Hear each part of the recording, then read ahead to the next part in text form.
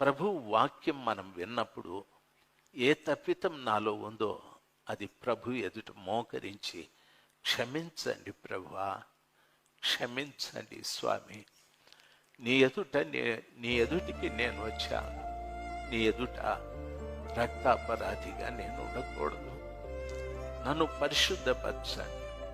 పరలోకం నుండి ఈ లోకానికి వచ్చి నరులలో నరుడుగా జీవించి కపాలమని అర్థమిచ్చే గొల్గొతా కొండపైన సిల్వలో నా కొరకు మీరు ప్రాణం పెట్టారు, మీరు రక్తం కాచారు.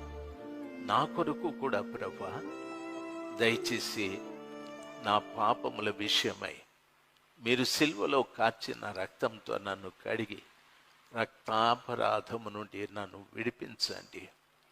నా పాపము నుండి నాకు విడుదల దయచేయమని పశ్చాత్తాపంతో కన్నీరు కారిస్తే